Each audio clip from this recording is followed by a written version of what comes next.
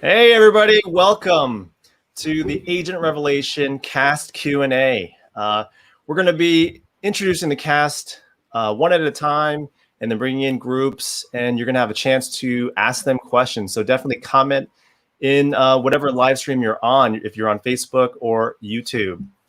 And I promise you Michael Dorn will be coming on, so stay tuned.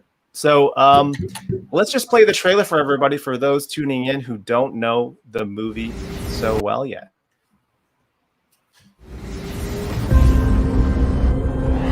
The Kinians are an alien race that settled on Earth 500,000 years ago. They are back, Jim. The Ash has great power and is used as a weapon by the aliens, and we need you to make contact with one of them. Try to find out what their purpose is now. There are a lot of things here at the base that will defy the logic the rest of the world knows. When I saw what the Ash was capable of, I wanted to run. You should have. Let's go!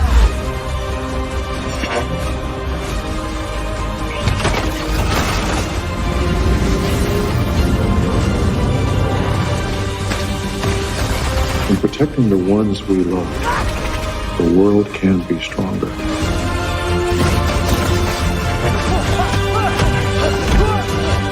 You must trust yourself. Let's get this! Hurry!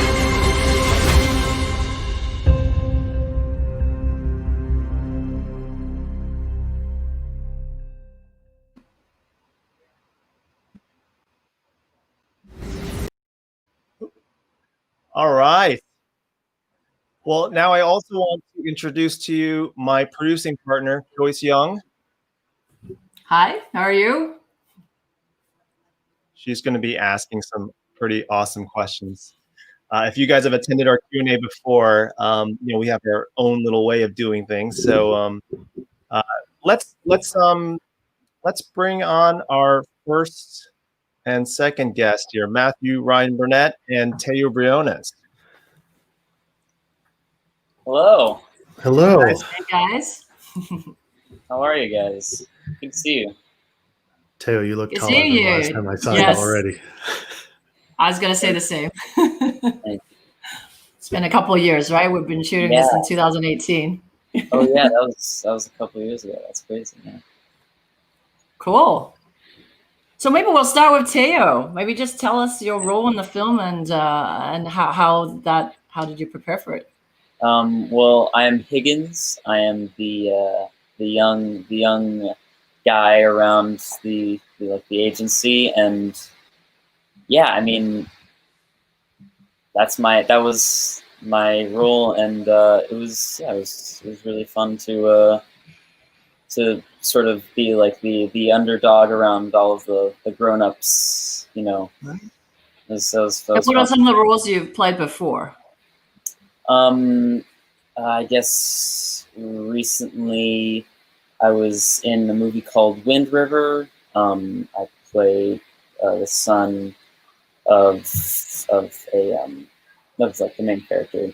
That was fun. I was in the Lethal Weapon TV show a little bit ago.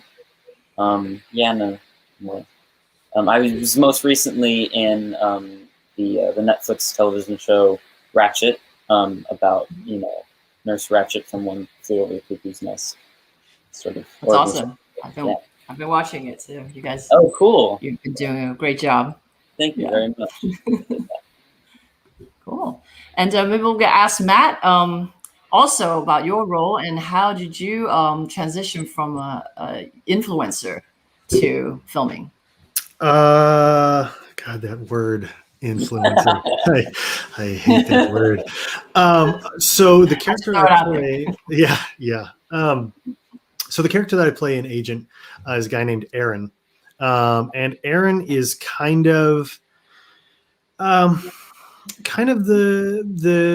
weapons nerd at the base, and we kind of thought of that character a lot like the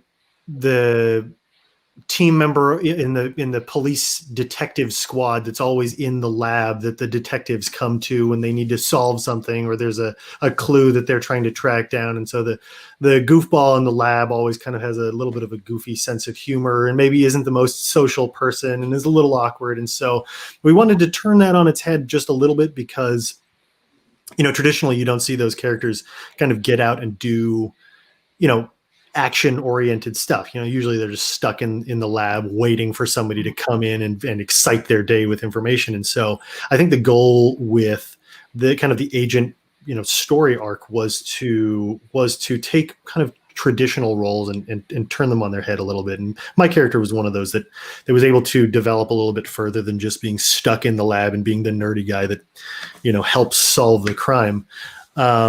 And I really enjoyed that. That was something that was a lot of fun to play. And in some ways, it was kind of similar to what I do, as a job most days of the week, which is as a spokesperson and representative for an airsoft company on YouTube and social media. And so that's kind of where the influencer thing comes from. But I would say that I'm very much not an influencer and very much more a spokesperson and host for the YouTube channel. But part of the work that I do is showing off, explaining, demonstrating products from an airsoft perspective. The company that I work for manufactures, sells, distributes, retails airsoft products.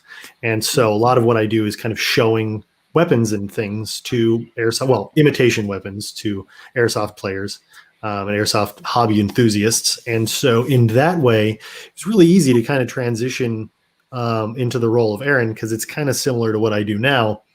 I think what made it interesting for me was I wasn't just, Matt in a futuristic station teaching soldiers. I had to actually play a role, and I enjoyed the process of having to play kind of something similar to what I'm used to, but different enough that it didn't feel like it was just me on camera, if that makes sense. Yeah. Yeah. Totally. Did a great job as well. Not Thanks. being just you. Awesome. And Teo, well, you have some martial arts background. Maybe you can explain a little bit about that. And so how did you got into that personally, and how did you use that for the film? Sure. Well, when I was about 5 years old, I started taking martial arts. I started doing martial art technique. I think I first started doing was Arjukempo.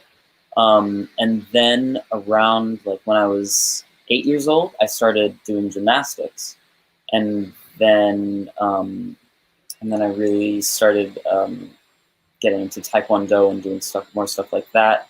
And then that sort of transitioned into another style of, I guess, gymnastic, similar type thing, acrobatics, which is sort of like a looser style of gymnastics, which is also incorporating a little bit of martial arts and stuff. And so that really definitely helped with this, because I had a scene where I was doing some cool martial arts stuff, and I did my own stunt, I guess, which is fun. Cool. That's great. Did you continue that? Yeah, go ahead. I was going to say, it really shows because you were really comfortable and picked up the stunts in less than 2 takes. I was like, wow, he's done this before. Yeah.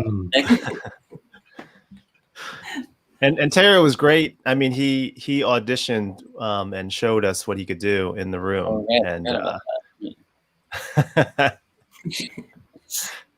yeah, it was amazing. He didn't. It was a tight space too, right? And you did this jumping reverse kick, and I was just blown away.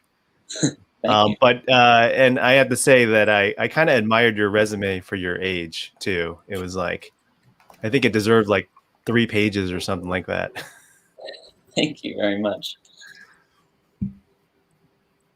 But on set, I noticed that you had to study as well, and I always saw you in between takes, you'd be doing your schooling. What was that like? What is that like as a sort of balancing the two?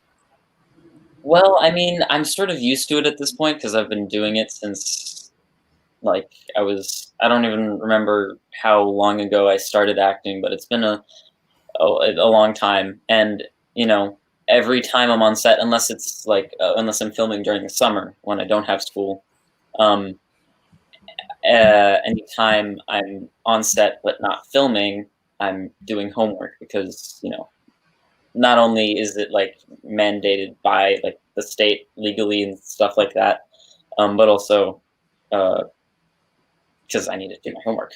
I mean, You certainly work hard. You certainly work really hard, and it's very impressive. Thank you very much. Hey, Matt, I got to ask you a question. You know, I know you're very humble, but, you know, I do have to say, you know, all the gear that's out there for military simulation. Do you ever, it doesn't even seem like you ever get stumped. How do you have all this knowledge? So, okay. Well, it's a tough one to answer. I got to break it down into two kind of. So for the rest of the world that aren't into milsim and military simulation and airsoft, there's, you know, a huge collection of tactical gear and real weapons platforms and accessories for those. And I don't pretend to know anything about, you know, the larger world of real world tactics or anything like that. Most of my work and knowledge kind of centers around airsoft. With that said, because airsoft kind of, you know, as a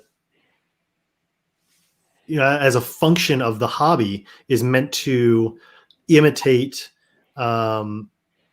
you know, kind of like more realistic scenarios than another hobby, like say paintball. You know, the accessories, the tools, devices, things that you'd wear are a lot more centered on realism.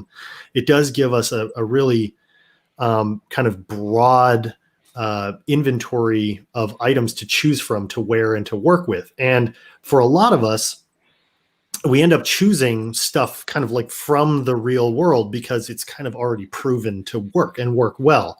And that just makes kind of the hobby of playing airsoft not only more enjoyable, but easier to do if you got your kit set up correctly.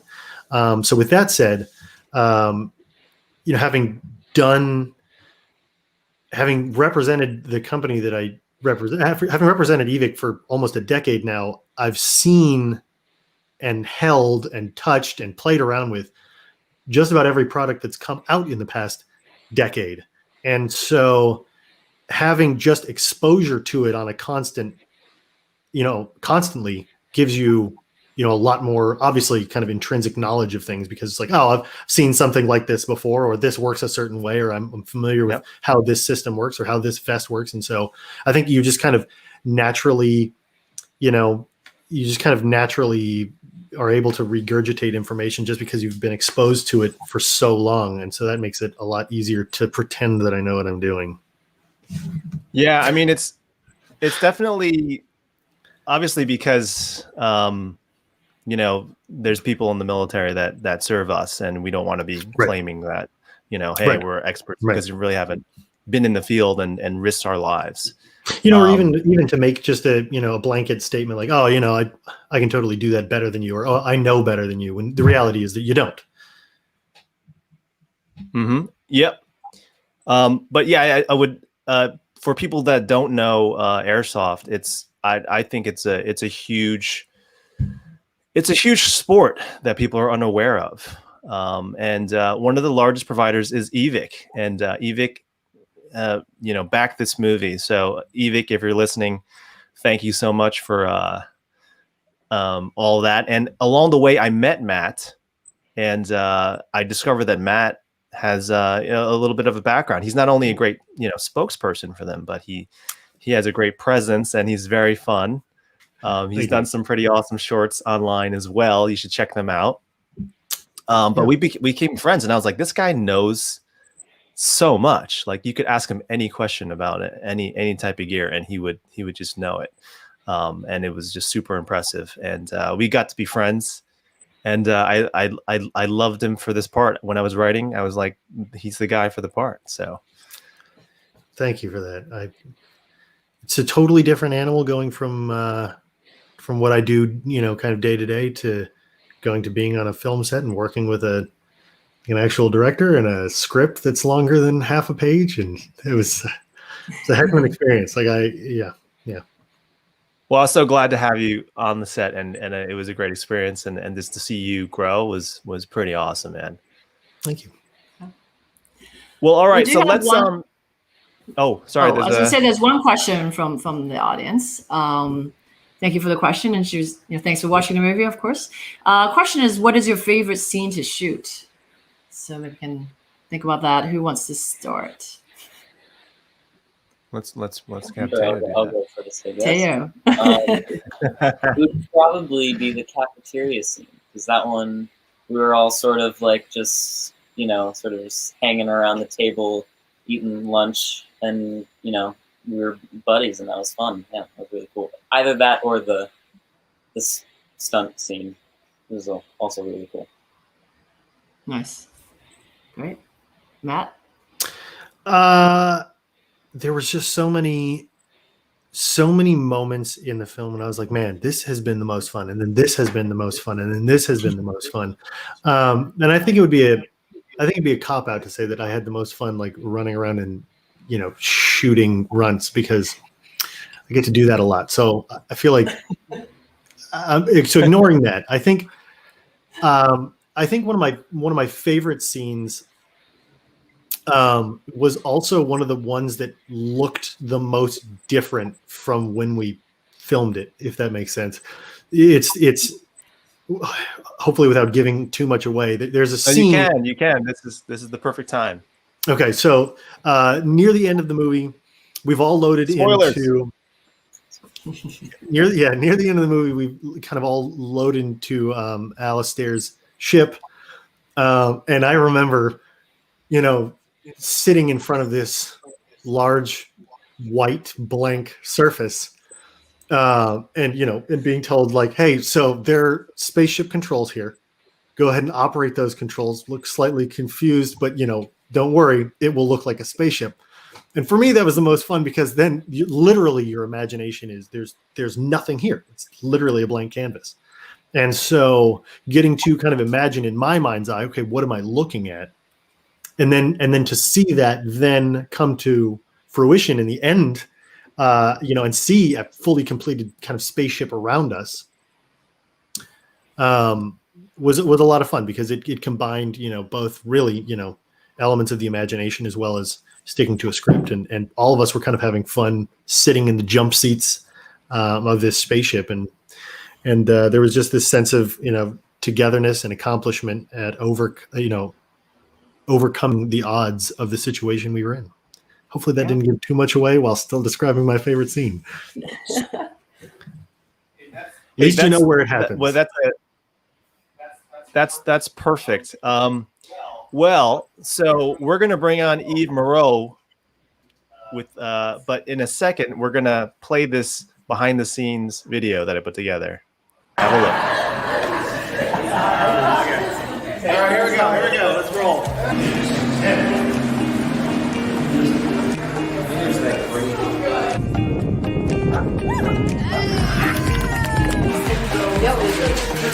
Action.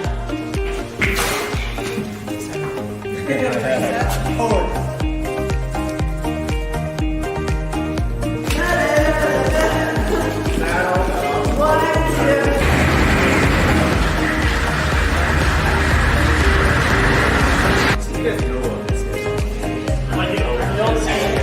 Everybody run over there to that wall and back. Ready, go. Look at that. You know how to punch now, Carole. Yeah.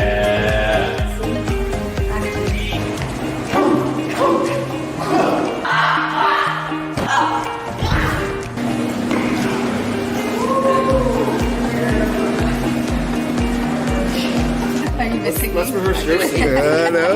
There you are. Yeah. What's up? Oh, ouch. Sorry, we're not cool with that. I'm not playing to the camera. We're not supposed to. You have to. That's right. That medication stuff is never going to work.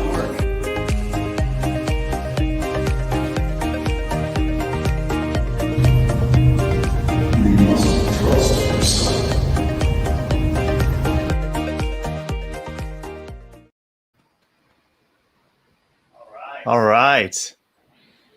We're Good gonna bring times. on Let's Eve. bring on Eve here. Oops. Oh, I think we both Hi. pressed it. Hi. Hey. How are you? What's going on? Good, good. I love the Bahns painting.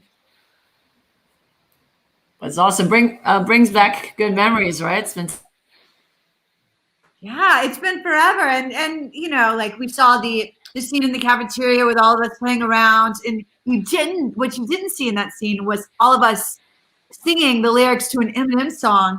I don't know if you guys remember that, but I think, what was it, like 8 Mile or something? Do you guys remember that? We're all rapping to that song. It was good times. Was it Lose Yourself? Yes, that's the name of it. Lose Yourself. Yeah, yeah. Wow. Glad they don't have video of that.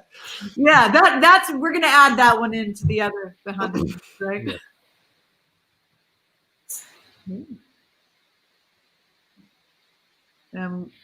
Are you guys I think they're frozen. Oh, I think we're gonna maybe we're gonna start hosting this because I think the other ones are all frozen. That works. Derek's gone. Let's all right. That's not good.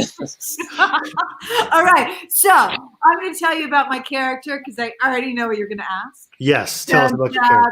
So my character was a badass, but she was a good girl, like a girl next door. She had a good heart. She didn't really get along with these two so much, you know, because she was a little higher level than both of them. Chime in anytime you guys want to, anytime. So I have a question since we're interviewing each other now. I know, yeah. You've had a pretty broad range of character types that you've played in the different productions that you've been involved in. And each one comes with, decisions that you have to make. When it came to filling out kind of like in between the lines of what was written in the script, how did you approach like the character that you wanted Belle to be? How did you, in terms of like reacting with other people, like did you have a whole backstory that you had written kind of for yourself in your mind's eye, or like how did you make those decisions? Well, I think it's important to always write a backstory or to have the character be fully developed. And then when you do that, you can also, you decide on how your relationship is with the other characters. But what you do is you build on that. And when you're on set, you let it go because you can't determine how the character is going to say something or how it's going to affect you in that moment. You have to be in the moment and to let it affect you. And once you do all the work, then it becomes authentic and it's real and it feels real for both actors participating in the scene. Did that answer your question? Yes, thank you. Thank you, Matt. So sorry. I don't know what happened to our Wi-Fi for a second. Both Derek and I dropped out and I think he's still trying to get back on. But that was very good. You told about the character. Matt asked a question. Maybe Teo, you have a question? Yeah. Well, we decided to all take it in their own hands, and just, Yeah. Exactly. Teo, do you have anything else? Because I know we're kind of bringing on different guests at different times. Do you want to add anything else before I take you out? Don't take him out. No. Oh, you have some time. We're going to stay on, with Eve, actually. Up to you. Wait. Cool. Well, I mean, I will leave you in for a little bit more. We'll hang out with Eve. But I have a question. Eve and Matt, you guys have a lot of scenes together. So maybe you guys can talk about your chemistry and how did those scenes play out. Matt, would you like to start? Sure. Okay. So it's funny. When you meet when you meet Eve the first time, she's just really cool. And not just like, oh, like she dresses cool or whatever, but she just has like a, that air about her that's very, she's just very cool and laid back and a cool person to be around. And that made the kind of the awkwardness between our characters a lot more authentic, because the way I looked at again, kind of the character that I was playing is, he doesn't get to spend a whole lot of time with the A team. He's more of a bench player. He's there for support. And so I used that, to try to, make that relationship more authentic, because, Eve's character, Belle, is part of the cool kids club. And I'm not really part of that. I'm kind of on the outside. And so that made, I think that dynamic between the two of us and the respect that I had for her really made that interaction a lot more authentic, or at least I hope it did. I have no idea. Yeah, no, and you're right. Like when I went in too, you had such extensive training using airsoft and all of these. So I go in there and you're the first person I talk to. You're like, okay, this is and then you're like cocking the gun, showing me everything. I'm like, all right, like he knows what he's doing. And and I'm watching you, and I'm learning a lot from you. But then again, at that point when I had met you too, I had been more, I've had an extensive acting background. So, but you're coming in, you have this knowledge on all of these weapons and what we're doing. So it kind of had that layer as well. So not really a method actor, but it worked. It definitely worked for helping our characters, how they connected. Yeah. But, awesome. Yeah, Derek, welcome back. And speaking of, welcome back, Derek. That's right. And speaking of action, I mean, you worked a lot with the stunt team. Maybe talk a little bit about that process and that experience as well. Yeah, well, when I had auditioned for the role, it was important that we had done our own stunt and stunt training. And I had before. I've done tactical training. I took Taekwondo when I was younger, boxing, things of that nature. So it wasn't new to me. And it was important, especially for this film, And so when we went in there, we had AF Sports, Action Factory Stunts, not sports, my bad. And they are amazing. They've done so many stunts with different productions, and they're like kick-ass. So working with them was a lot of fun. We did grappling, fighting, and then Matt taught us how to use the guns, of course, which he's a pro at that. So we had like the pros at everything, which was, pretty badass. Yeah, the fact that you got tossed. Yeah, I got tossed quite a bit because the first day we actually had training there, and we weren't shooting yet. And I remember the stunt guys just flipping me over with my arms. So I got tossed about probably 100 times in the afternoon.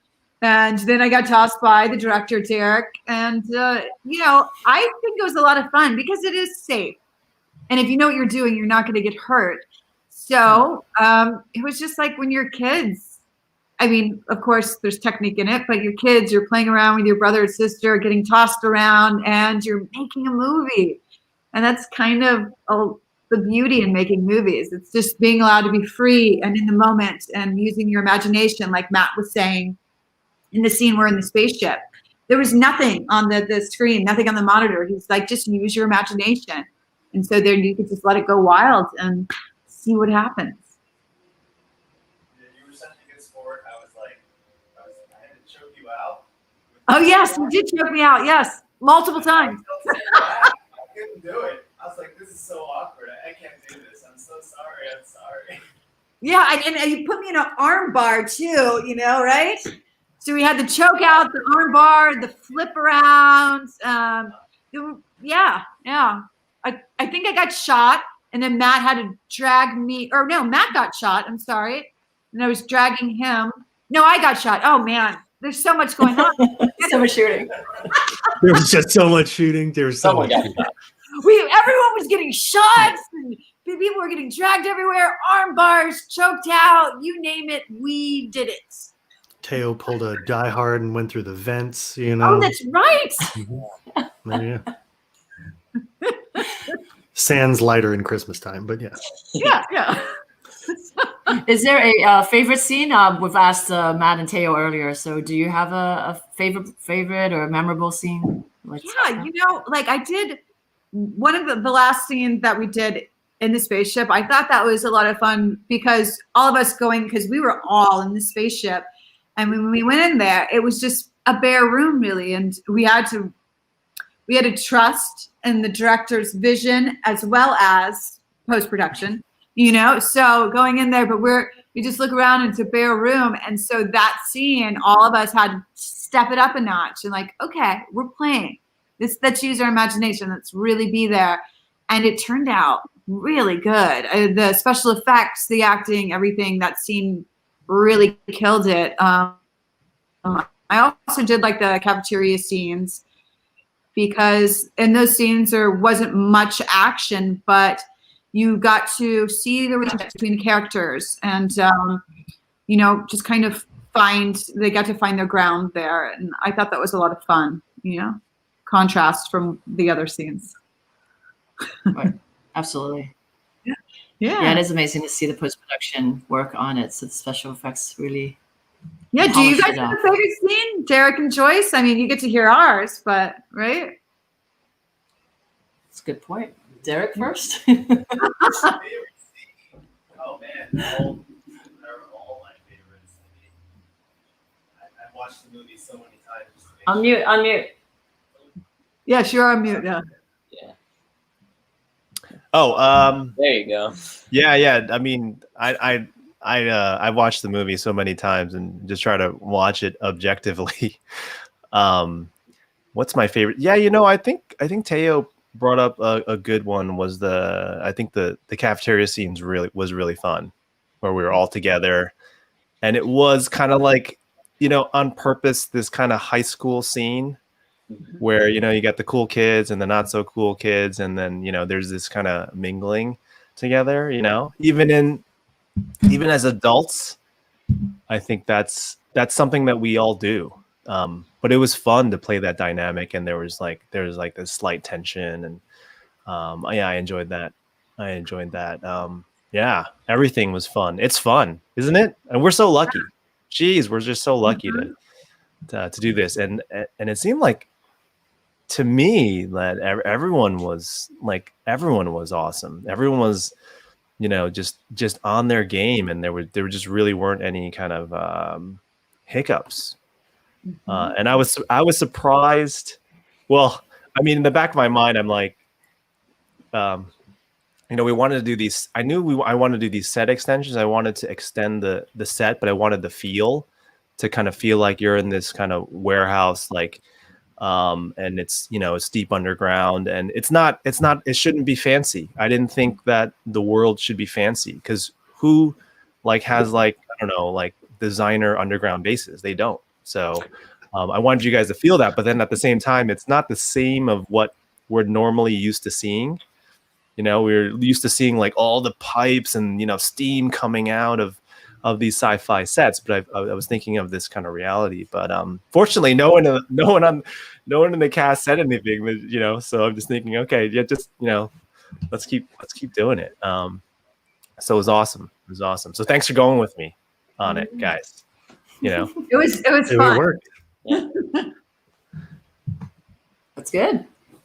Yeah. Well, I don't have a particular favorite either. I think all of it is just amazing, and being the line producer, we're just managing day to day, making sure everything's on schedule and budget. So I think it's just fun to see every day there's something different and that it's working, and everyone has such good dynamic. And again, I think the group scenes are obviously fun just to kind of watch. And since we have a lot of actors and stunts together, I think that's generally just very, feel great, because there's so many people there doing the scene, working together. So much happening. I think.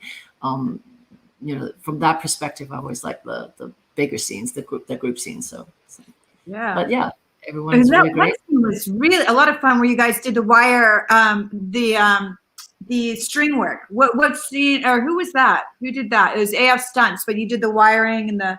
Right. I think Derek did part of it too. It was between his character and the alien.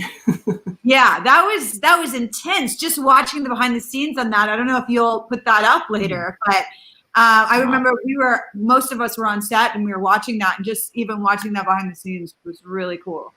So, and in the movie, it's even cooler. Yeah.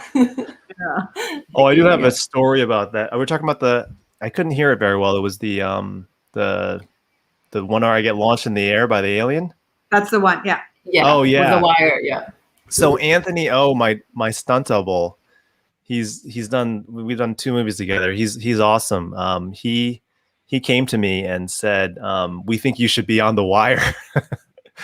And I had never been on the wire. This is a trained thing. You wear a harness that's specific line. So I had to wear his harness too. So we went to I said no to that. I said no like twice. I said, I don't think it's a good idea. But because Anthony asked me, I did it. So we were in the back dressing room. So that was your first time on the wire. You know, the stunt team, and that they take, he said, like, look, it seems like we're crazy, but we take calculated risks. So I wouldn't put you in a situation where, I didn't think I wouldn't be confident that you'd do well in this. So, and he was there. If you look we have some other behind the scenes clips coming up later on after this, not today. But he was there to catch me too, which is great. He's like, you're not going to land, so I'll be there to catch you, which was awesome. I love him. He's awesome. Yeah, he's a great stunt guy. If you're listening right now, you're amazing. You're an amazing person. So let's. I know Daniel Lawson has Teo. He had a question for Teo. Let's have this. I thought this is hilarious. Well, as a writer, by the way, I'll say, yeah, of course. But Teo, what do you think? That would be awesome. Yeah, that would be cool to finally stick it to these guys that are looking down on me and be in charge. Yeah, that'd be fun. Finally kick their butts. No. Yeah. Finally. So Teo, I am writing the third one right now, so I know what your part is, by the way. Oh, spoiler alert! Can you tell us a little bit? I will tell you that we are in the ship, and you're manning one of the weapon on the ship. Okay. Cool. Sounds. It's going to be awesome. You're going to love it. I'm excited. Strategic. Cool. He gives a little away, but not too much. So we're all still waiting. And I think he froze a little bit. I froze, yeah. Bring yourself back in there. Cliffhanger. So that was a cliffhanger. But thank you for the session. I think we're gonna bring in the other actors for this next session. Let's see if there's any other questions from. Great to see you all again. You too. Yeah, thank you. Thank you, Eve, Teo, and Matt. Thank you so much. Thanks for having us on. Yeah. Bye. If you haven't watched the movie yet, watch the movie, people. Yeah, watch it. the movie. Bye. Thank you. Let me see how to do this. Oops, how do I get? Sorry, 1 second. Yep, got it. We're gonna thank everyone for watching. I'm gonna bring on the next group, but we do have a couple of questions for Derek. So I don't know, Derek, if you wanted to kind of take a look and see if you want to address the question for your inspiration, and I think there was the one earlier as well. Well, hey, thanks, Daniel. I'm writing Agent 3. I'm actually like at the 100th page, so it's just about done. I am so excited about how it's turning out. And there's I definitely don't want to spoil it, but there are spaceship battles. There are lots of hand-to-hand and combat and military simulation, and really we extend the story. We develop more of the characters, and there's more there's even more characters being added. So it's really exciting, and that's been the progression. We've started out, just very, very small, and then have improved and improved and grown as a team, which is really awesome. And I guess the inspirations are pretty much, I grew up on 80s and 90s action movies. I watched, I went to Blockbuster and rented with my dad all the new releases and all the, anything in between. And so Predator, Aliens was my favorite. Any blend of great story, action, sci-fi were definitely my favorites. Yeah.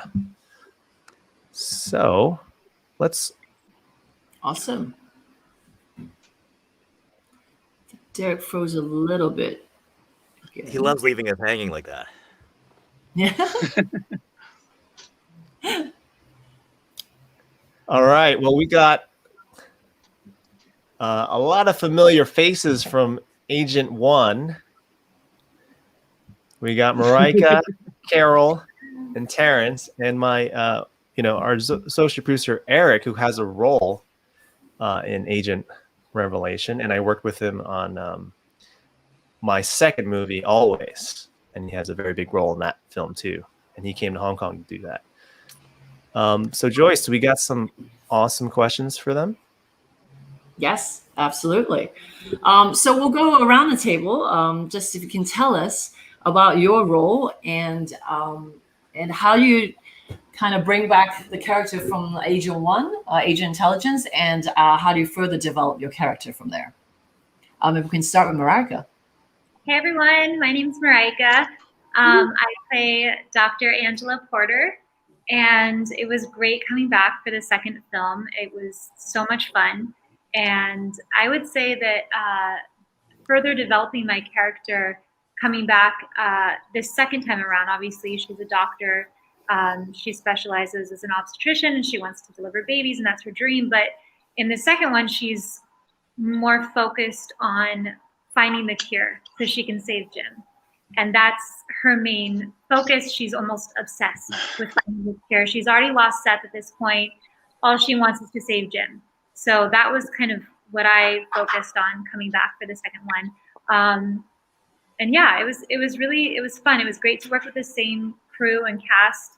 We had already sort of bonded over the first one, and you've already developed that character. So coming back again, playing the same character it was fun because you could just dive even deeper into what you've already put that time and energy and work into. Awesome. Carole? Yeah, hi, my name is Carole Weyers. I am playing the character of Dr. Jansen, or Jansen, or however you feel like you want to pronounce it. She's a scientist who's leading the research on this very enigmatic red dust, aka ash. So yeah, in the first movie, my character was not very present. It was introducing the scientific research on what was happening in the desert. And then in the second film, I really got to dive a little deeper into the psychology, without giving any spoilers, of the character and what drives her to conduct this mission, which is figuring out the power behind all of this. So yeah, and it was fun rejoining all the team and the familiar faces and the ever-present generosity of Derek and Joyce. So yeah, that's all I got for you for now. Thank you. It's always great seeing you guys come back. Thanks, Carole. Play the role. Yeah. And Terrance, maybe tell us about your character.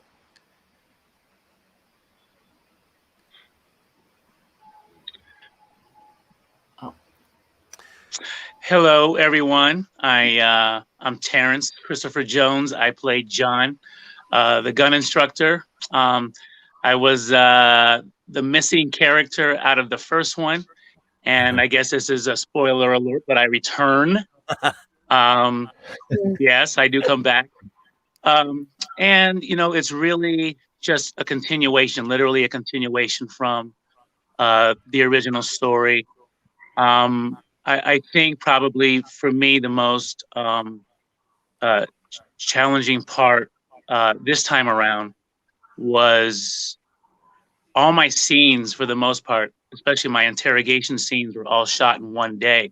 So a lot of it was shot out of sequence. And so I really had to figure out where I was in the story, having to figure out what just happened. And then that would, of course, feed into what's going on now. But yeah, I guess it was also a challenge trying to figure out just who I am as the character, and then who I am when I'm taken over by the Ash, and what access the alien influence has on my emotions, and how much the alien influence, I guess, governs my behavior. So anyways, but really enjoyed it. Really, really challenging part. I loved it. My brother actually was really impressed. He said you kind of had a split personality type thing happening. So that was kind of fun. So yeah, really love this part. Love this crew, love this cast. Derek and Joyce, I absolutely adore. They're great producers, and Derek's a great director, and I consider them to be friends now. Yay! So I guess. Thank you. Thank you. Welcome. We'll come back for more questions. We're going to ask Eric. Well, you have voice in different movies, but we want to ask you. You play a consultant before, and then you're a doctor in this one. So this is a slightly different question. I hope. What skills do you think are transferable? What skills do you think are transferable for different roles? It's funny. Well, first of all, coming back from playing, doing the drone operator in the first movie, and then being Dr. Wang in this one. Those had very little to do together, but I feel that I was lucky to get to work with this cast and crew just on a continuous basis, and what a thrill and what a treat. In terms of coming from the consulting world, because after studying acting in college, I actually went on, but it was a strategy consultant for several years, and then looking at acting, I think that one of the things that's really interesting to me is that they're both careers and professions that have a lot of misconceptions about them. And the misconception about both is that they're about pretending and lying. People think that, strategists and business people are always lying to people, and people think that acting's all about pretend. But I think that the opposite is true in both of them. I think they're both about the truth. And, good strategy consultants aren't just rubber stamping what CEOs and boards say. They're actually, the best ones are the ones who tell them, no, you're wrong, and this is why, and this is how we can make things better. Similarly with with acting, it's not about pretending to be someone else. It really is about finding yourself in character. And to me, those lessons are so transferable to between each other, but to everything in life. And I've been lucky to just to learn more and more about authenticity and truly trying to be myself. And I think we all have facades, we all have images, we all act like we're something else. But at the end of the day, I think when we're our best selves is when we are ourselves. And that really strikes home for me, coming between those two different jobs. Awesome, thank you. Cool. Well, let's go back to Marikah. What was your process as an actor to show between, turning between affected and unaffected? So in this movie, you did turn. So, I mean, we can have a little bit of spoilers. I'm assuming most people have seen the film to join the Q&A. So maybe you can talk a little bit about that process. Yeah. Okay, so definitely spoiler alert. I'm going to give some information away. Well, that scene in particular was really interesting and very fun for me to shoot. I loved shooting that scene. It was probably my favorite scene to shoot, actually, out of both movies, everything. And it's funny too, because I remember we were in a hurry. We had to do that scene very quickly, so it almost added to the urgency of the scene, which was great. But I start the scene already affected by the ash, and I have to fool Jim into thinking that I am not infected yet, so that I can then kill him. And there's that moment where she's hurting him, and then she kind of realizes, oh my God, and she kind of, her real self comes back for just long enough for her to think quick on her feet and find a way to protect him, protect herself, protecting him, if that makes sense. So that's when she decides to quickly run into the room and essentially kill herself or end her life so that she can protect herself from killing Jim.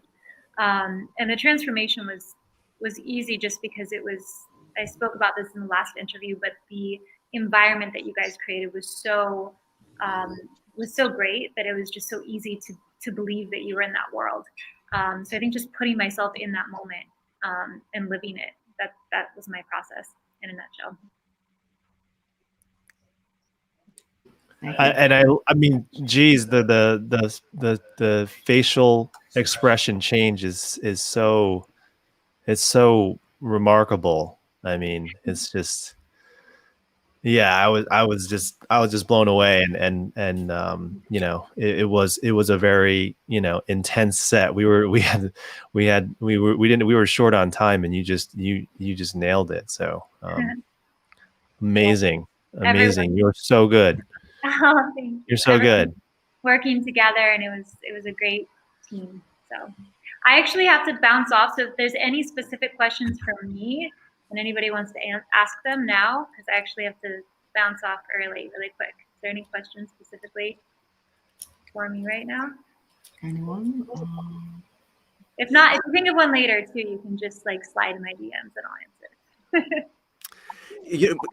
Question from the cast, Marikah. Just how do you keep your hair during the COVID era so luxurious and wonderful? Dry shampoo. It's so funny. I actually have to wash my hair today, and I was like, should I wash it for the interview? I was like, nah, I really don't want to. I'm gonna use some dry shampoo. They won't know. Nobody will notice. And I'm 100% wearing sweatpants right now, but you can't see like this. It's a very good question, Eric. Appreciate it. Oh my gosh. But yeah, thank you guys so much for everything. Congratulations to everyone involved. I watched it last night, and it was pretty incredible to see it all come to life on the screen. So, hey everyone. Awesome. Thank you so much. Thanks. All right. Thanks, guys. Oops. Yeah. Bye. Red dust. Well, let me ask Carole. You've worked with Michael Dorn quite a lot, along with Derek and of course the rest of the cast. But I wanted to ask you, what was the experience working with Michael?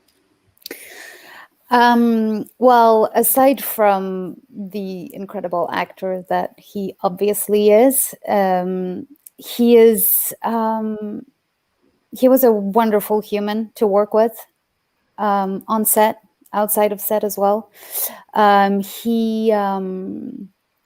It was great because he was always in search of the truth and what would best fit a scene.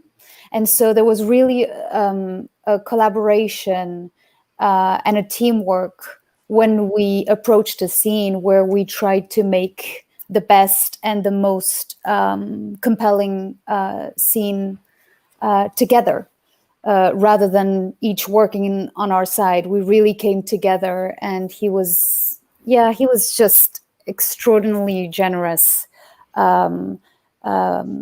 with his work and with everything that he gave.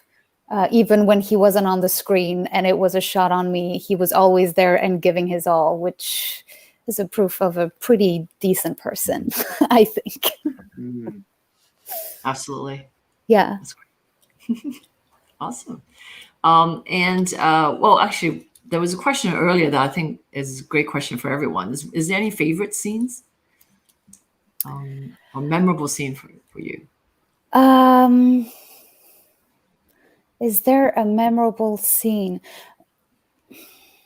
I mean, they're all amazing. There's one in particular that I won't mention because I think it's a spoiler alert everywhere. But from the first movie, this one scene where I found myself in front of Derek and having to explain the world to the writer was really it was. I was scared. I was stressed. I was anxious. I wanted, obviously, to give justice to the movie and to all the work that he had put into that. But just we found ourselves into this enormous studio stage, and it's a pretty intimate scene. But it was enormous, and so it's just this contradiction between the place where we found ourselves and the intimacy of of this exchange that we had. I keep a great memory of that day. It was intense, hard, and very rewarding, and it paid off on screen. I really like that scene on screen. Nice. Thank you. And for Terrance, let me ask you. You're a tennis coach for a lot of celebrities. How do you translate that experience into your acting career? I feel like, and I really feel like it's not just on the tennis court and it's not just in front of the screen. I think just in life, it's being yourself, really being yourself. One thing that's made me very successful as a tennis coach is that I make tennis very relatable. And so in my acting, I try to do the same type of thing where I really try to bring an authenticity to the work. And I didn't always have that approach to acting. I found that, you're not trying to become someone else. No matter what part you play, you always bring a part of yourself to every role that you play. So I think if I were to tie it all in together, it's authenticity. It's being just organic. Yeah, and I think relatable is the word. And so, yeah, whether it's tennis, whether it's acting, whether it's life, it's really just being honest, being truthful, and being present. Awesome. That's pretty good. That is pretty good. That's good TV. Yes. All right. Yeah, I impressed myself there. Very good. And any favorite scene for you, or memorable moments on set? Well, I mean, they're all.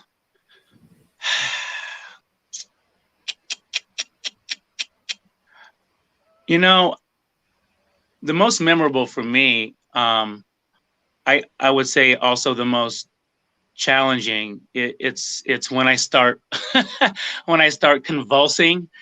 When I'm fighting John, breaking through the alien influence to try to get the message to Jim as to where to find him, or to try and find me in my world.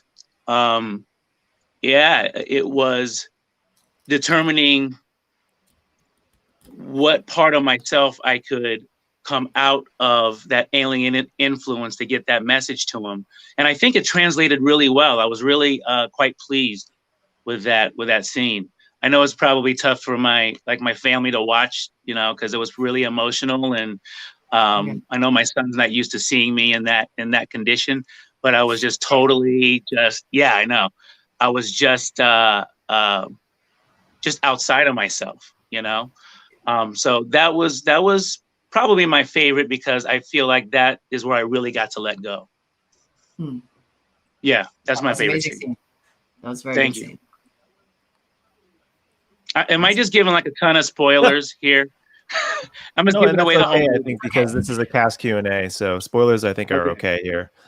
Okay. This is, as the critics say, one of those movies that can't be spoiled.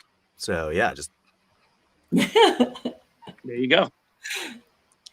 And we'll ask the same to Eric, and if anyone else has any questions, feel free to type in before we move to the next session. But Eric, any? Definitely. I mean, with myself, just it's funny the scene that I'm. It's the first scene we shot for the whole movie, so it was a incredibly hectic day. People were arriving from all over the world, just cast and crew, and somehow we squeezed this scene into the chaos, and it was amazing. We got it done and really good. But in terms of some of the things that I felt were going on, it just seeing other people's work. I was on set when Carole and Marikah were doing their scene, which was fantastic. Just talking about the red dust, how they're going to save Jim, how they're going to save so many other things, and it was kind of like a precursor to people working on a COVID vaccine, is what I felt. These are people saving the world, and I think that in that kind of situation, there's no one I'd rather be in charge than Carole and Marikah.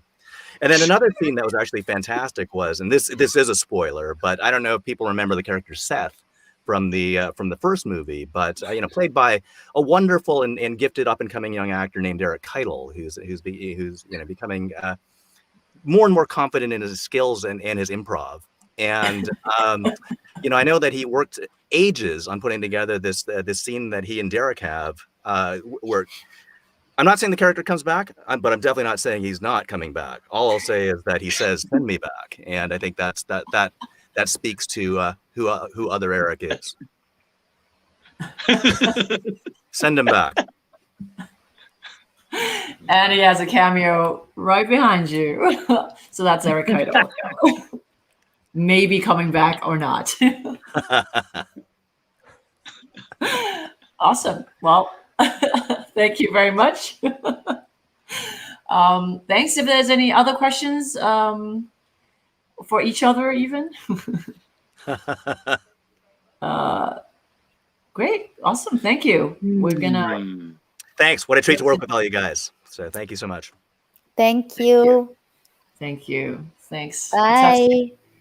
Bye. Thank you. Love you guys. Thank you. Thank you. All right. We have Cory Tucker. Actually, before that, I was going to play the behind the scenes real quick. 1 second. Sorry. I'm going to do that. All right, here we go. Let's roll.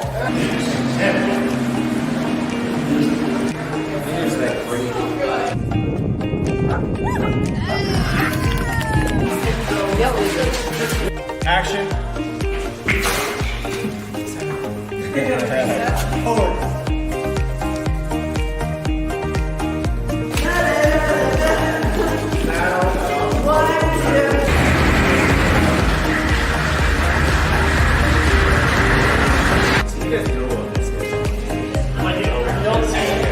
Everybody run over there to that wall and back. Ready, go. Look at that. You know how to punch now, Carole. Yeah.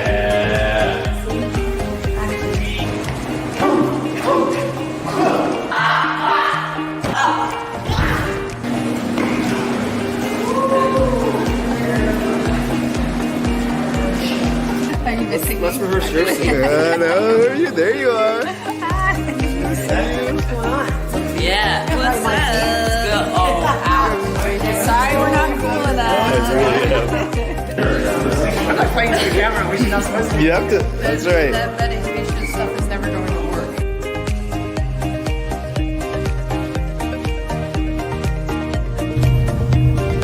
You must trust yourself.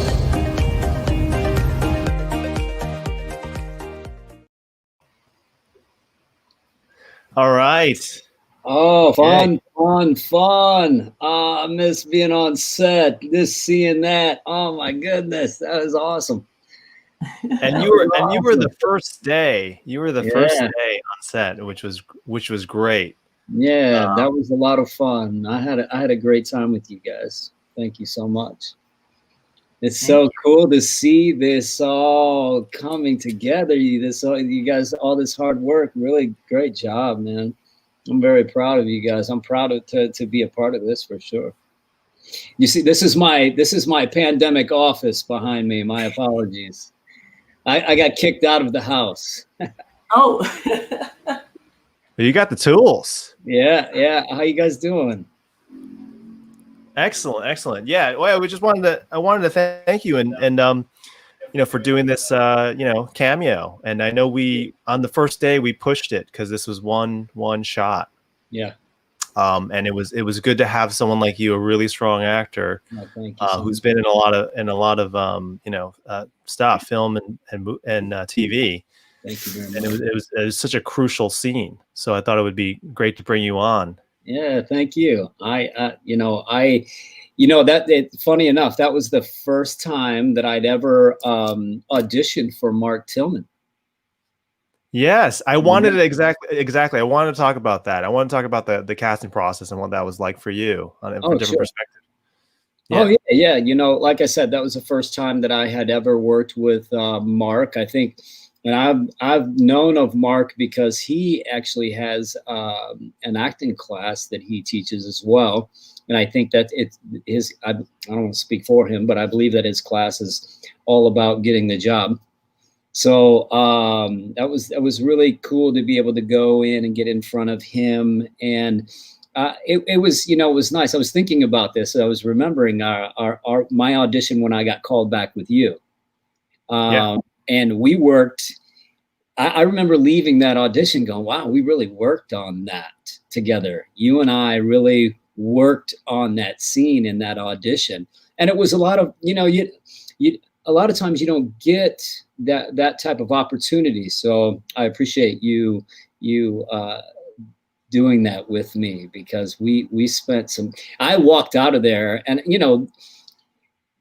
sometimes you have an audition and you want to go back in the room so badly, but you can't, right? Because if you blow it, you're like, oh my gosh, the whole way home, you're driving home and you're rehearsing the lines again. You know what I mean? Mm-hmm. So, been there, totally. Yeah. Oh my goodness. But, and then there's the other ones where you leave and you're like, there's a pretty good chance that I booked that job. And I remember after working with you, I'm like, I think I booked that job. Well, so, you were just so good. You were just so good too. I mean, you in the audition room, you touched my heart. Oh, thank you. I remember that audition clearly. It's a touching scene, and I love that. I love when we get, I come from the world of acting of. You build the world that you play in with your imagination. I work with a company called The Imagined Life, and that's what I did. That's how I brought this to life, and it was great coming in there and playing with you guys. It was good stuff. Sorry, my computer is dinging right now for some reason.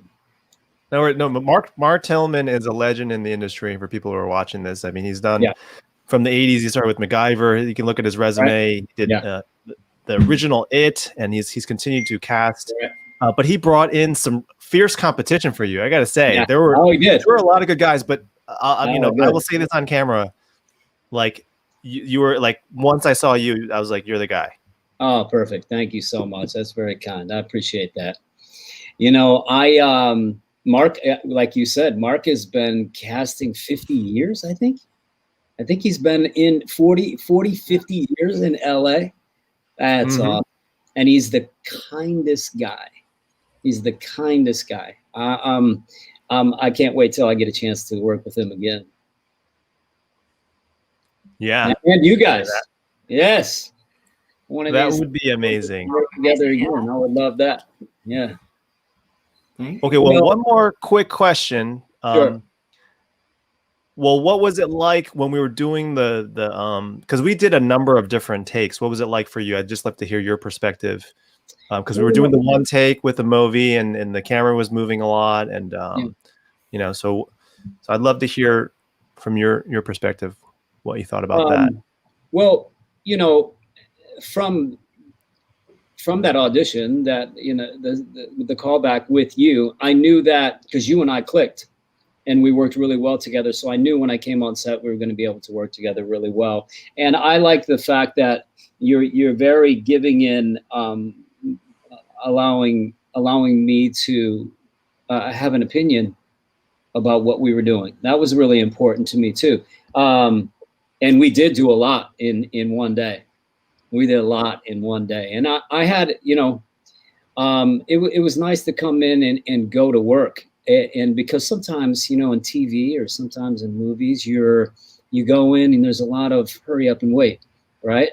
There wasn't a lot of that because we did so much in one day. And to be honest, I much rather work that way than you know, sitting in my trailer for hours waiting to do one scene. You know what I mean? Yeah, so, totally. Yeah, and that was awesome. And I've worked in that studio, those studios many times. So it was really cool to go back out there and work. And also, when I remember walking in that first day, and Maxine is sitting in the makeup chair, and she was the lead actress in one of my favorite independent films of all time, The Brothers McMullen. And I'm like, yes, that's my wife.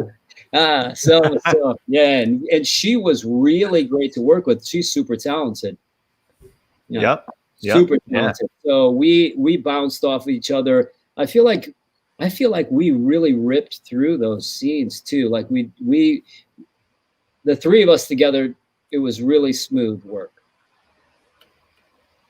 I believe. I really believe. Yeah, no, it looked amazing because I remember it's first day on set and we're just getting everything ready, and you know, you and Maxine are just great, veteran actress, and you just, you know, get straight to it. So it was amazing. Yeah, you really set the tone. Thank you so much. That was my second sci-fi movie, and I'm a huge fan. My mother sold tickets at a movie theater when I was a kid.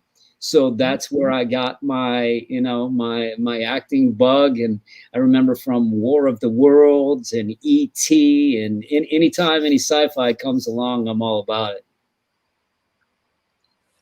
Yeah. Awesome. Well, thank you so much. We are going to bring in Jason. Yeah. Jason very quickly here. Yeah. Thank you. Thanks, Cory. Sure. Thank you. Thank you. See you. Well, hi, hello Jason. there. Hi. How are you? Good. How are you doing? You okay? I'm doing good. The power in my entire building just went out. Perfect timing, but I ran to the car to do this interview. So I'm like, hey, I'm not going to miss it. Awesome. Hey, well, we just wanted to bring you on really quickly and just say hello, and want people to hear about your transition from sports to acting. Awesome. I appreciate it. Thanks for having me. Basically, I was a professional football player turned boxer. Professional boxer with a 7-0 record. I fought hurt with a bad elbow. And felt a little forced to take that fight in order to keep my sponsorship, and I ended up losing. And then I had a surgery that went bad, and I had some nerve damage in my left arm. So basically, I left the world of sports and said, "Hey, what do I want to do with the rest of my life?" I've done a little modeling when I was younger, so I said, "Hey, let me give acting and modeling a try." So I made a strong decision. I sold my condo in New Jersey.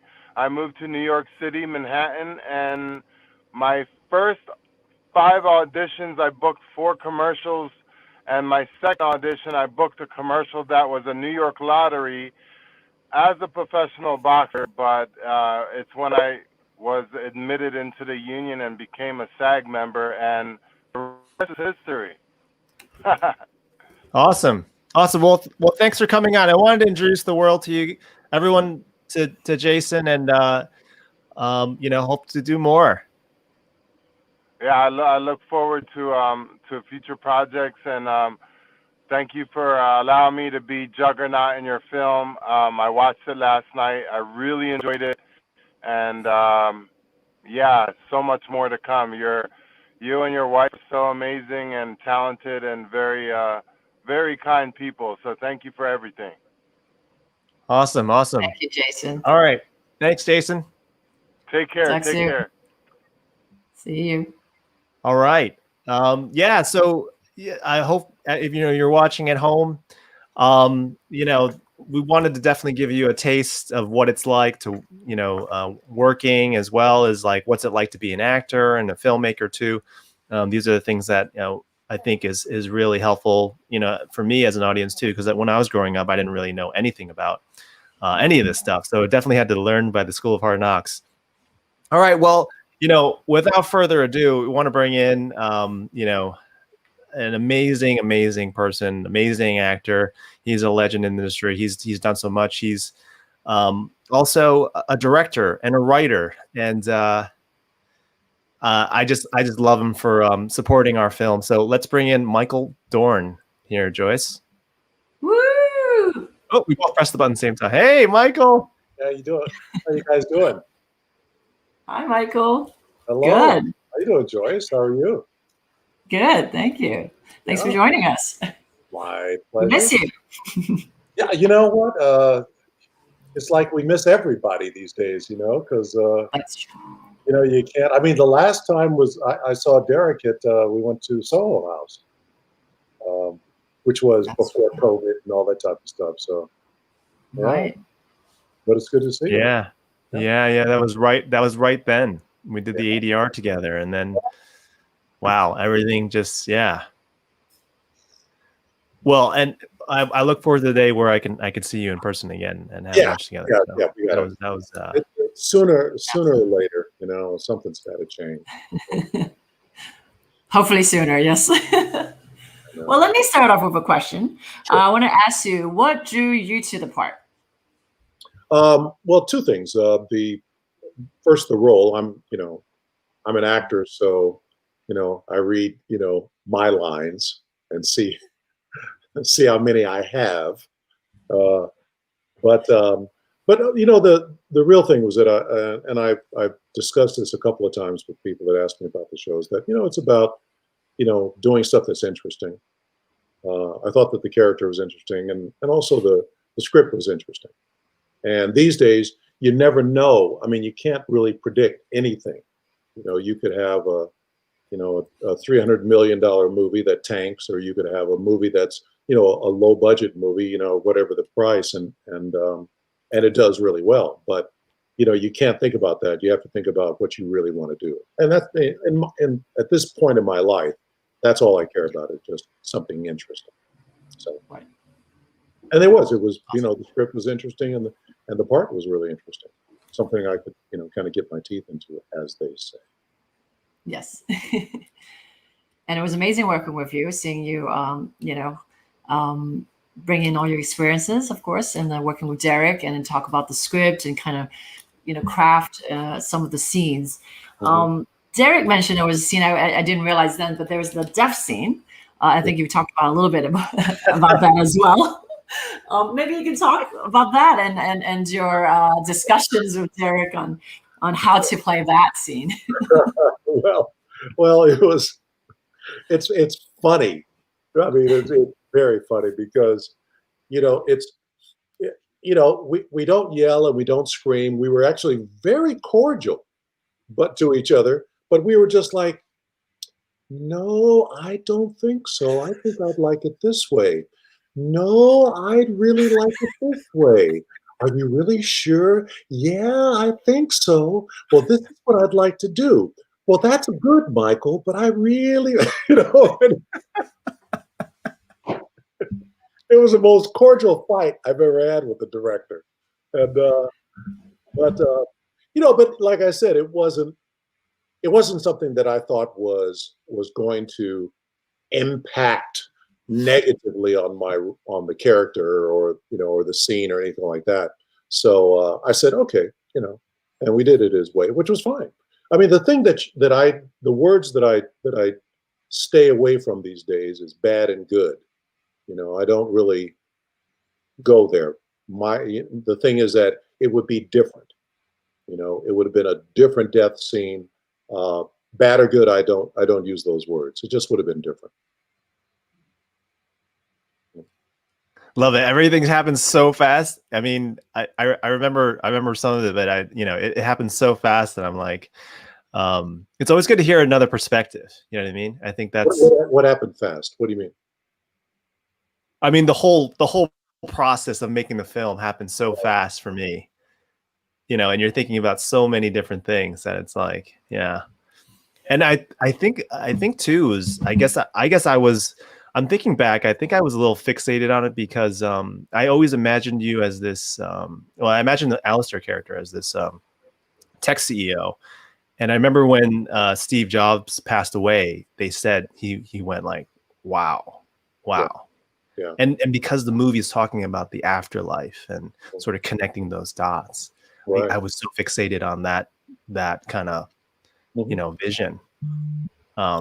Which is perfectly fine. I mean, like I said, it's if you wanted me to put on a clown nose and jump around, then I'd have a problem with that. But if you're talking about sort of the nuances of a death scene, you have to kind of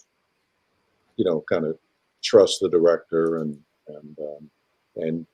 give him what he wants, and not necessarily what I want. I mean, and the funny thing is that as we get older as actors, we get a lot more mellow, and so we don't have that sort of, we got to do it this way, and I'm walking. If you did, I'm not going to do it that way. I mean, we just don't. I've never been that way, but I've worked with a lot of different actors, older actors who have been around for a while, and they're all super mellow.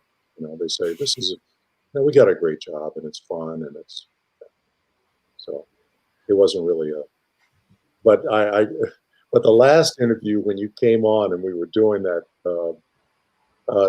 Joyce, he did say that there was a moment when he said that he cut my lines, like he cut out a bunch of lines, and I gave him a face. and I went, okay, this is me being upset. And Derek goes, "That's the face. That's the face. There it is." So that was pretty funny. Well, and because I know you're, I think you're a good director. So I know you have an opinion, and I think that's important as a director. You have to have an opinion. You can't.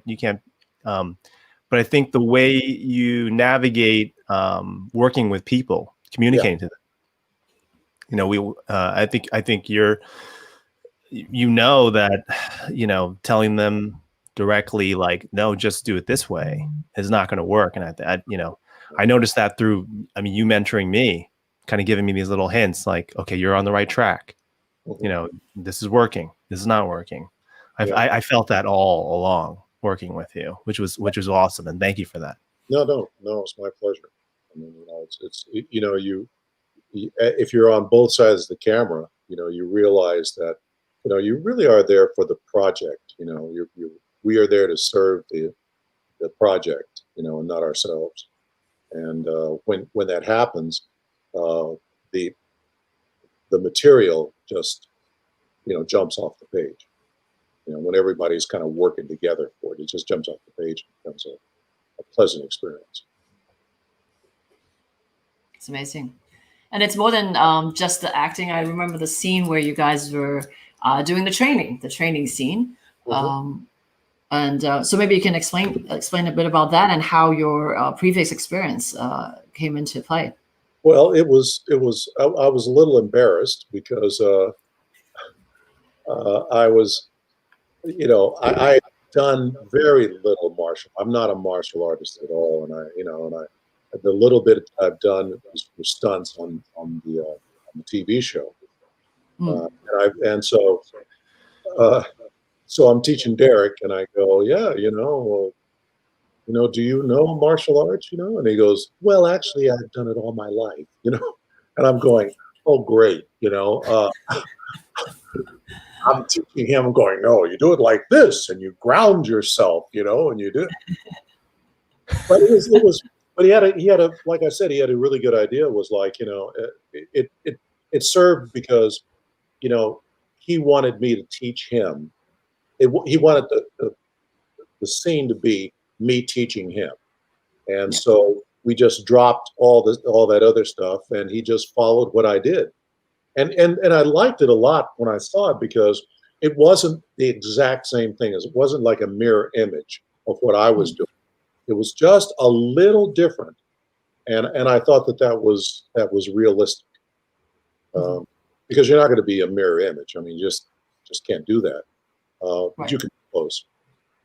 So. And have you been doing Tai Chi quite a long time? No, not at all. Not at all. There was a guy on the special effects supervisor on Star Trek who was a martial arts master. In fact, he's round about my age, and so he was in Vietnam doing stuff, and he didn't tell me what he was doing, and I just went, really? He goes, oh yeah, but he taught me just enough to give the character more discipline, instead of just being a wild, out of control, crazy man. I wanted him to be, to turn the character into I wouldn't say a martial arts expert, but he definitely has the disciplines, the martial arts disciplines, and he brings that to everything he does. And so that was the only time that I was even close to martial arts. And I started to take it maybe 12 years ago, started just a little bit, and then just kind of dropped it. But that's about it. I mean, I can make it look good, I can make it look like I know what I'm doing. But, that's good. Yeah. That's all you need. That's as I've said, I mean, you have the physicality. You're always the action guy. You're always the warrior. I think. Yeah. And that's the thing, is that he definitely was the guy that they went to in Star Trek for that. Whenever there was a battle scene, whenever there was something that had to show conflict and everything like that, they went right to him. And he whatever I was doing and whatever they wrote, it really sold it as this guy really is, Alexander Siddig, who plays Dr. Bashir on Deep Space Nine, said it better than anyone. He's English, so he talks like this. He said that Worf brought a zippity kind of machismo to Deep Space Nine, which I think is a very good compliment. He brought this kind of macho attitude to the show, which is cool. Yeah. I'm gonna take a couple comments and questions the audience is putting on. So this is one of the favorite scenes that you were asking. So there's more comments. Yeah. So pause in the voice and love that. There's one question from Casey. Any insight on playing Battle Beast in the upcoming Invincible animated series?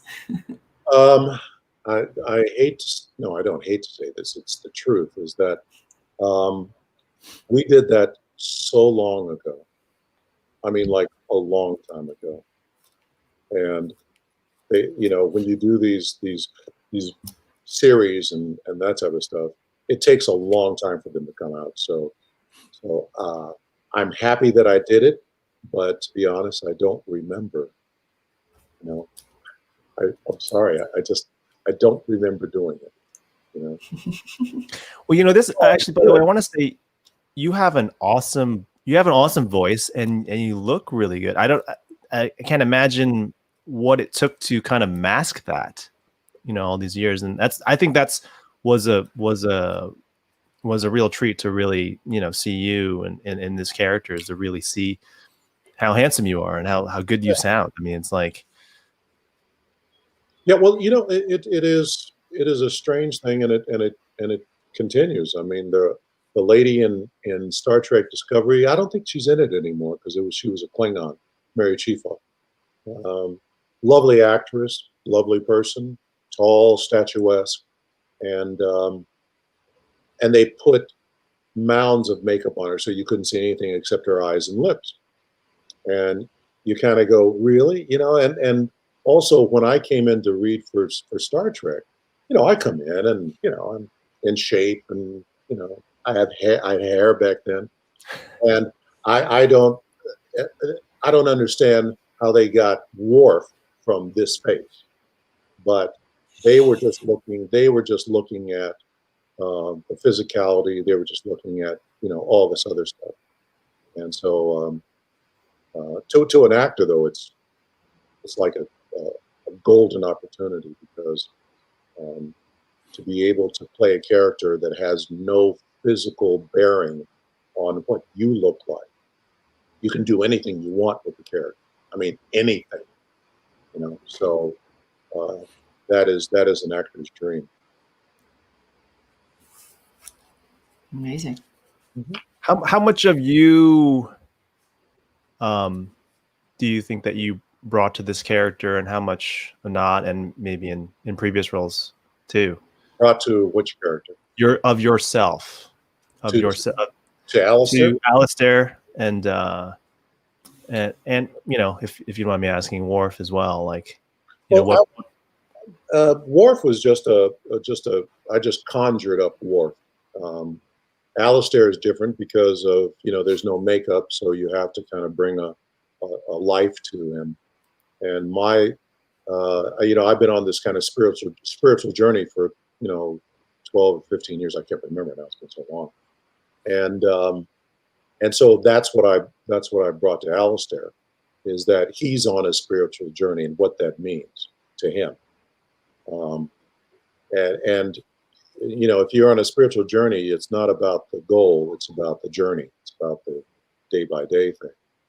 And he's learning every day. And I said this earlier to my cousin who saw the movie, and I said, look, this guy has done some really bad things, and he's trying to atone, and he realizes that he can't really atone, or he will not be able to, because these things happen, and you can't erase it. And he's coming to grips with that.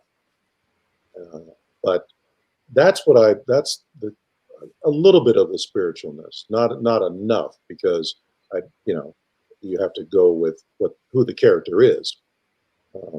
Alistair, although he's trying to atone, he's not very spiritual. He's probably just scratching the surface of this, but he's not very spiritual. Well, I gotta say that I noticed that as a person, I felt like you were always like kind of just this man of action. Like you just kind of did it, There really wasn't any kind of talking about it, and you just okay, let's do it. Well, I feel like that's the type of person you are too, which is great. There's no politics. There's no sort of like, and it's very straightforward and very honest. I think that's why a lot of people really love you throughout the years, is because that's the type of person you are. Yeah, no, there's always a solution to everything. There's always a way to do things that, maybe, and, I don't say, oh, I can't do that. I mean, I don't know the last time I said that, it's more like somebody says, oh, we'd like you to do this. And you go, okay, now how can I do this? I mean, if I'm physically not able to do it, if there's something, and the same way with the acting, and with my life, but definitely with the acting, you just, and interestingly enough, all of the actors on Next Generation, we all had that same type of attitude. Directors would say, that was good, but can you do it this way? And all of us went, oh, here, watch this. I mean, we were like, it was almost like a competition, and especially if it was something that we could, that we could get our teeth into, we were just always, up, don't wait, I know what you're talking about, watch this. It's sort of like the attitude that we had.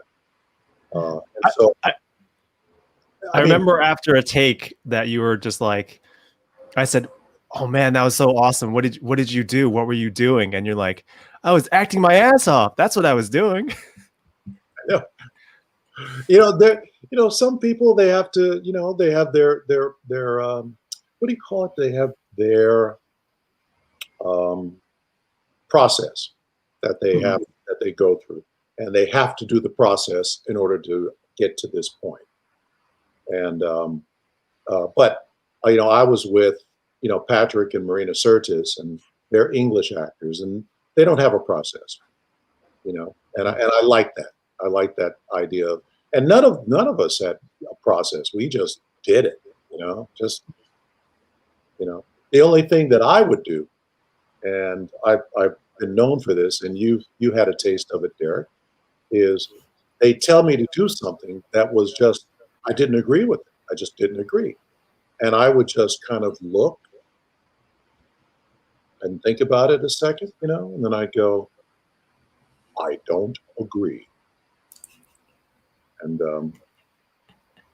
then they go, but Michael, and I'd do it eventually, but I'd had to say, what I had to say.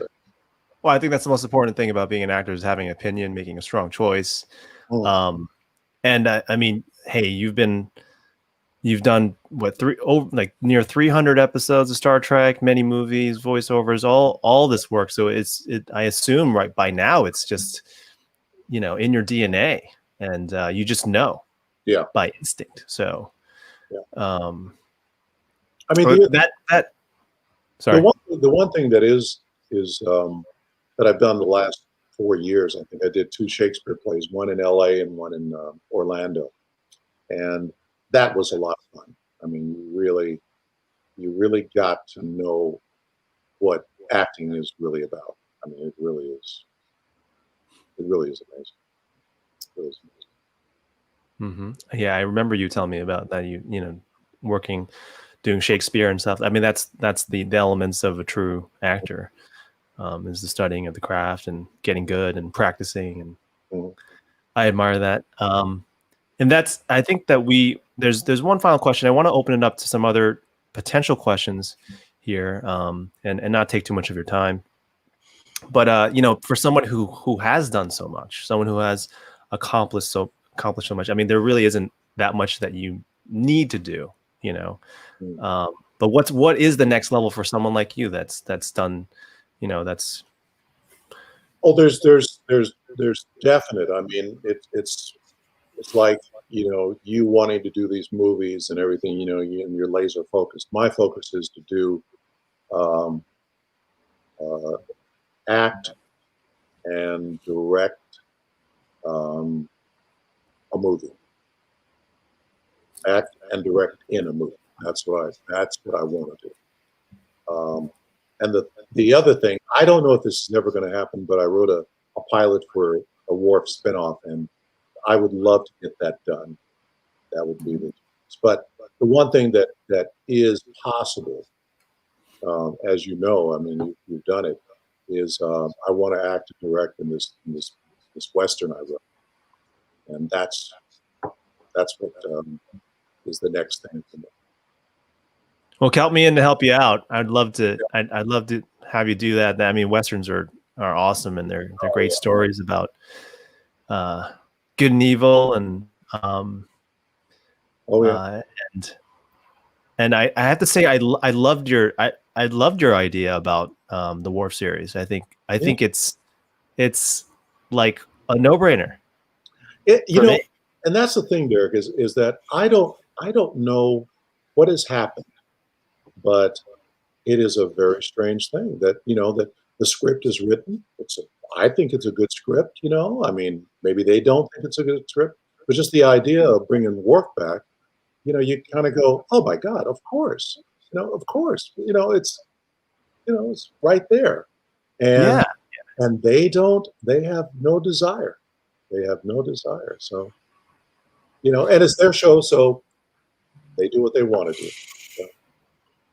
I mean, one of the most interesting things for me was that you're an enemy of the Federation, and you're you have to kind of swallow all these kind of cultural differences, between the two, and you have to represent them. You're like everyone in the Federation does not like the Klingons, and then here you are. I think that to me is such a strong character starting point.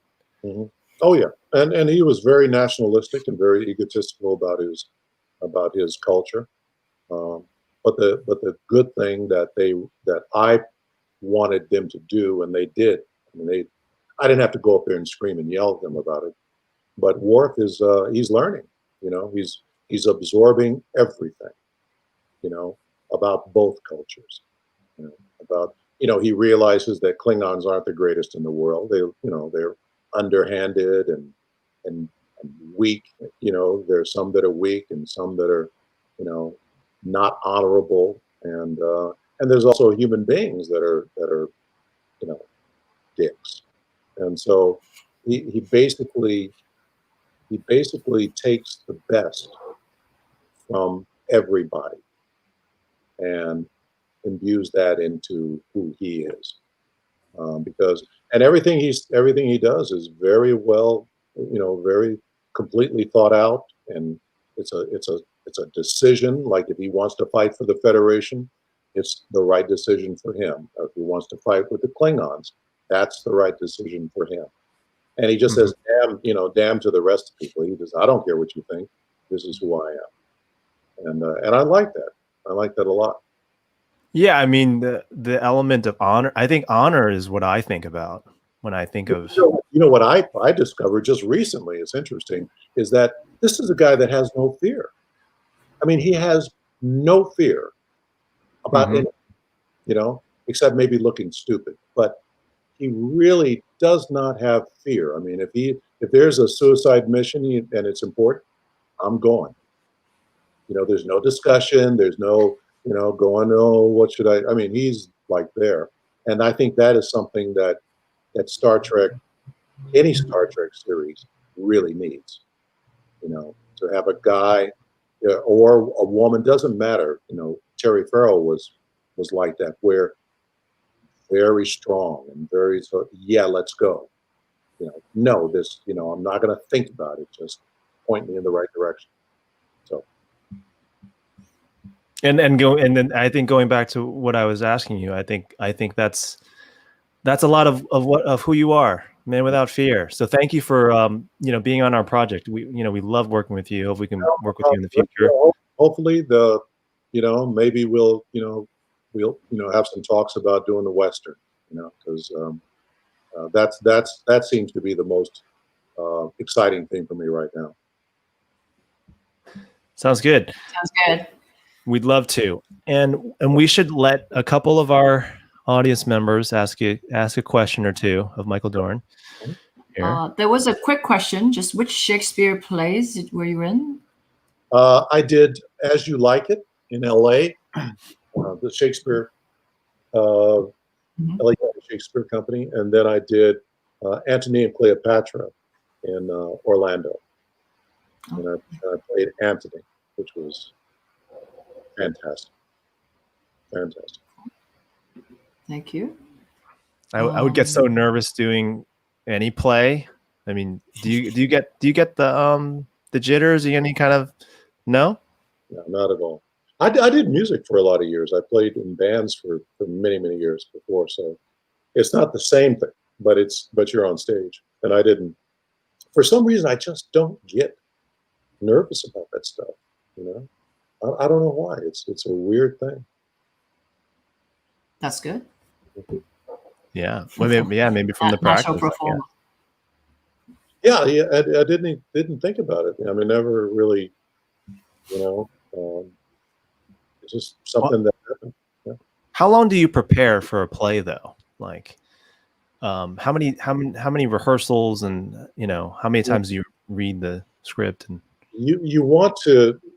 If you're going to do it, I mean, I try to memorize as much as I can, and usually you'll get probably a month is what they give you for rehearsal. I think that's not enough. I think you need a solid, maybe 3 or 4 months, especially if you're going to do Shakespeare. But a lot of these productions, they just don't have that built in, which is too bad. Because the thing is that with most Shakespeare plays, the play gets better as it goes along. I mean, it gets really, really good as it goes along. And if you can bring more of that on early, then you're way ahead of the game. Because by the time, like the one in Orlando, by the time it was over, we had hit our stride. You know what I mean? We were like, like on it. And we had done, I think 30 performances or something like that. So, wow. Yeah.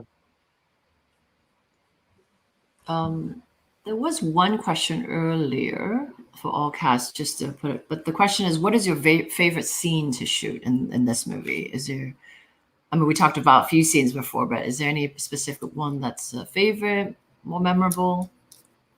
Yeah. I love getting shot full of holes. I thought that was, I like that a lot.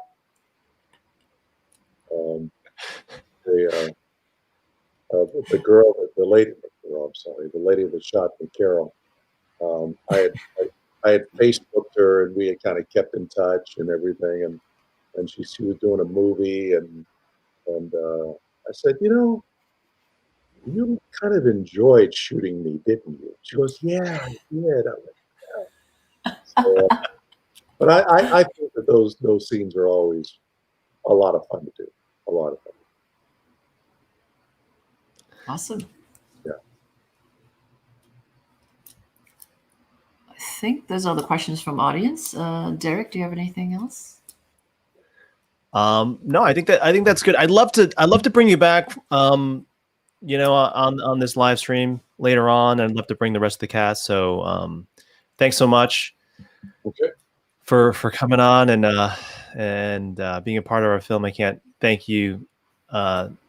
If I haven't said it many times, you know it from the bottom of my heart. And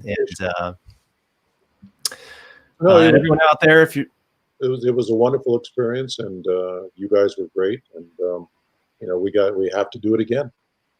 We have to do something again. Whatever you want. I love that.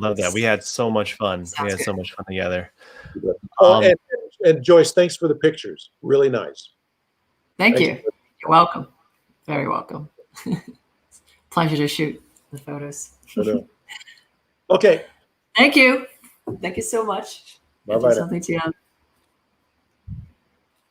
Thank you. I think there was a couple of questions for Derek as well from the audience. Okay.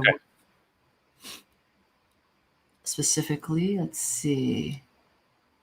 Oh no, there was a question. Sorry, it's about. Let me find this again.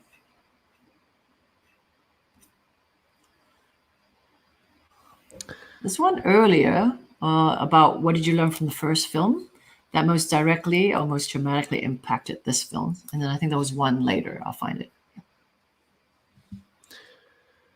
Well, yeah, that's a good question, Patrick.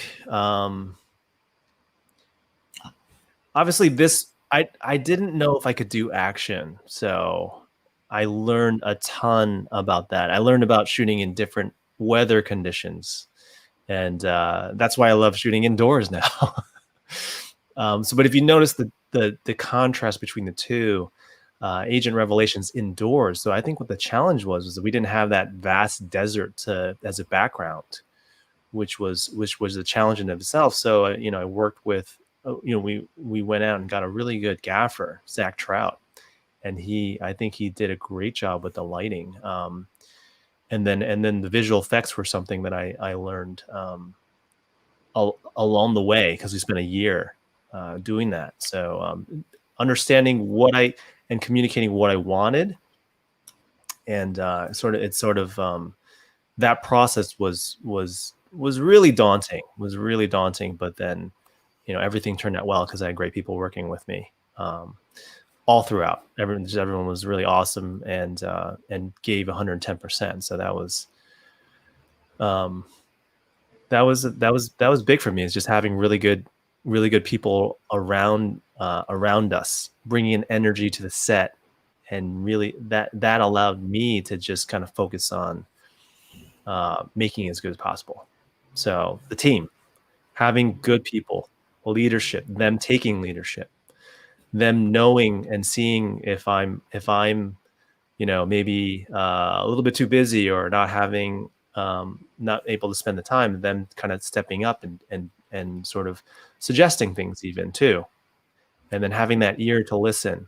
I think that's really important, is listening to good ideas and taking them. And then if they don't work, because I know I know all of what's going on, and that's how I think things get better. And that's how you improve on a story. And then I think, and that way, because we're so nimble, that's our advantage. Our advantage is we're nimble. So we don't have to if I see a way to make the story better, make the movie better, then I'm on it. And we can change that right away. So that's yeah. I mean, there's so much I learned. I learned also though too that we made some really good decisions together. Decisions are key. That's what a director does, is that he makes really good decisions most of the time. And luckily I have a really good producing partner, Joyce, who, helps me make those decisions. Definitely corrects me along the way. And then my other producers too, they definitely even fix things like grammar, So Awesome. Thank you. So a related question about production. Sounds like a lot is packed into each day. How long was the production shoot as a whole? We had 25 days, and it went by really fast. I think we spent. I had the stunt team for two solid weeks, so that's 10 shooting days, and then in between we're trying to shoot all these other scenes and getting the dialogue and stuff like that. So it was rough. I didn't sleep that much, but when I did pass out pretty hard. And then we had 2 pickup days because I wanted to even push the movie even further. So we did this one action sequence that's a minute and a half. Hopefully you've already seen the movie. It's a minute and a half. It's continuous, and I wanted to see what was possible. And we only had a day, but I prepared for it a lot just to make sure that day went smoothly, because it's actually 4 or 5 different shots stitched together in that minute and 30. So on future movies, that's what I want to do is try to do something even longer, something to challenge myself. And the other part was the mind realm. I know people have mentioned about the keyword flashbacks. I do want to say, though, if you notice in the movie, they're not really flashbacks. They are recollections in this alien world. And so, I mean, in most movies, I don't like necessarily the use of flashbacks too much to provide explanation.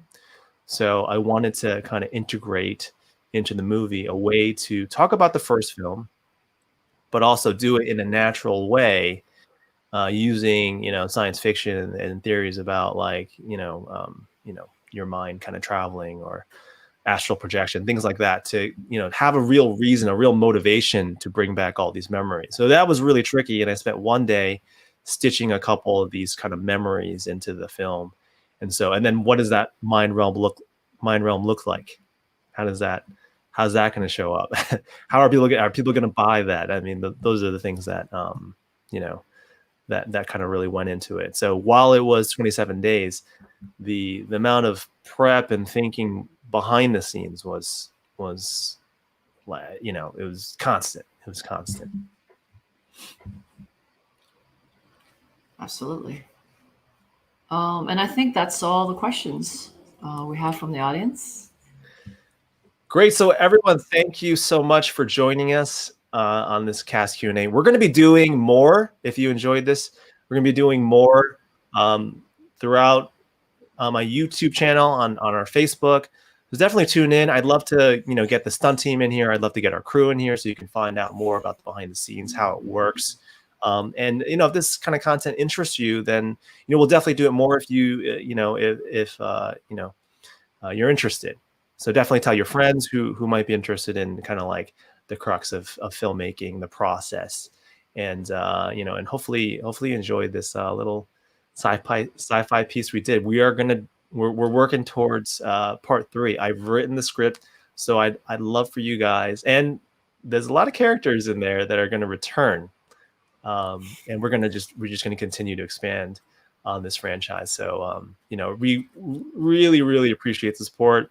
There's a store that we have, this Agent Movie Store. There's a lot of great stuff in there. It's those products are American made. You know, they make the shirts there. They're Buy American Apparel, so they support jobs, which is something that we're, you know, really interested in. We're really you know, focused on not only being you know, a good, let's say, mini studio and good artists, but also helping out other people. So if you do purchase from there, know that you're also employing people as well. And you know, stay tuned for updates on our Facebook and YouTube. And main website is agentrevelation.com. That has a lot of ways that you can get the film. And also on my YouTube channel is a free copy of Agent Intelligence. That was the pilot that we've been talking about. So you can watch it on YouTube right now, get a better sense. And then take a break from all of this stuff and then watch it again. Watch it all sequentially and let me know what you think. Let me know how'd I do. I'm always open to constructive feedback because I think that's important as we evolve as storytellers. So thanks again. All right. Thank you. Thank you, everyone.